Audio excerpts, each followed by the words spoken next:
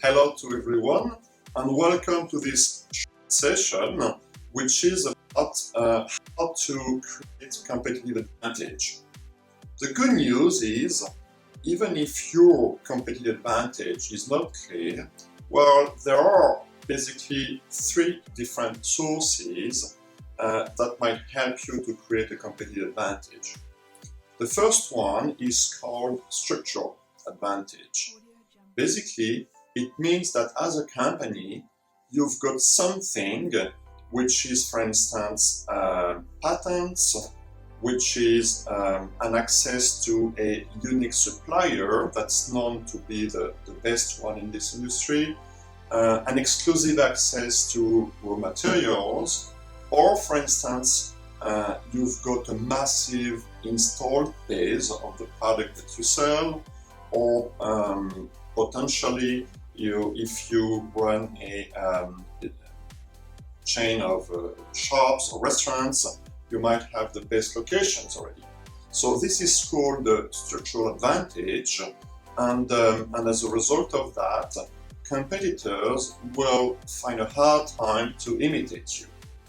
And you can enjoy this situation, which is based on the fact that you occupy a preferred position in the structure of the market.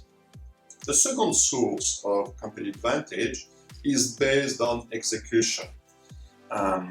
Basically, a number of companies, when you look at them, they do not have necessarily the best brand or a unique access to exclusive patents or technology.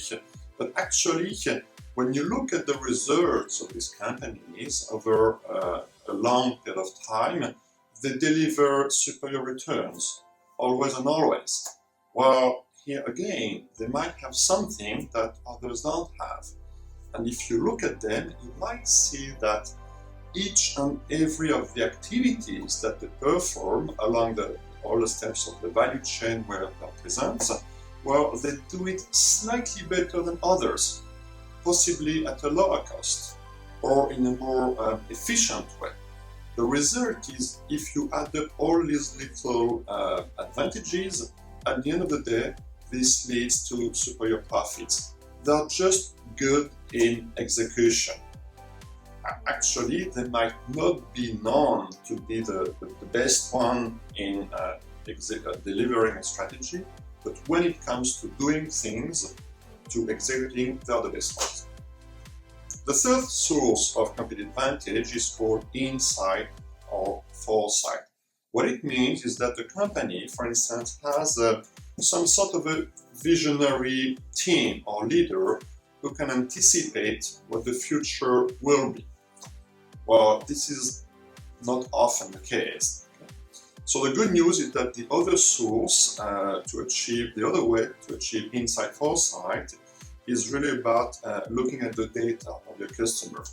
What it's called data mining, for instance, and it's all about giving sense, shaping the data in a way that you can identify future behaviors of customers. And this is achieved by a number of companies looking at the data, for instance, for loyalty cards. That's the third source. In addition to that, some companies achieve competitive advantage because they also have a very strong culture, a culture of performance, a culture of execution, which will again help them achieve and deliver better results than the others, because the people are extremely committed. They have a shared vision, the behaviors of their individuals is fully aligned with basically the culture of the company. Well, these are the 3+1, if I can say, sources of competitive advantage. The three ingredients, if you want, that you would use in a good recipe about competitive advantage. Now, when you bake a cake, you've got the ingredients and you've got the recipes. Okay? So we tend to say that there are two recipes to achieve competitive advantage. One is about cost leadership. One is about differentiations. What does it mean? Competitive advantage is achieved when you have superior returns, basically the difference between the value you create and the invested capital.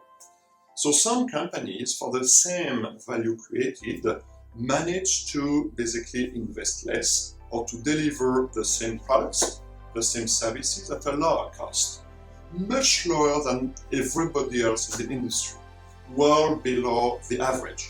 Not just low cost, but lower than the rest, lower than the average. Well, this is called cost leadership.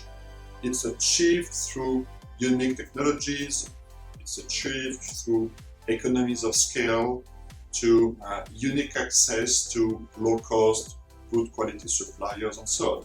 So this is cost leadership.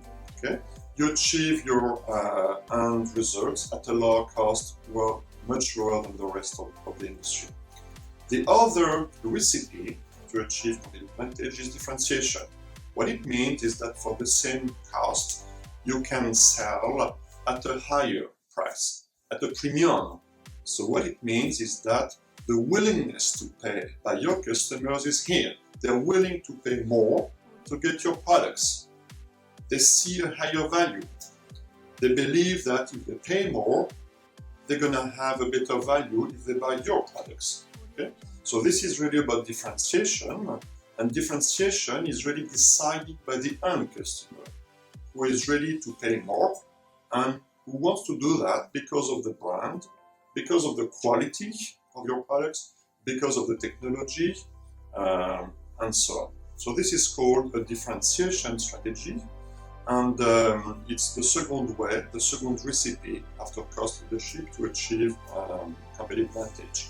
Some companies also manage to have a mix of cost leadership and differentiation. Okay?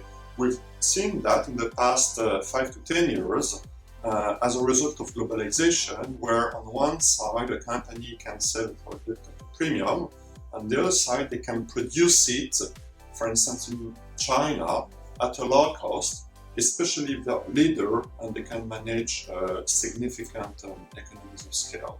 So these are basically the two recipes to achieve competitive advantage and the three ingredients, the three sources. Thank you.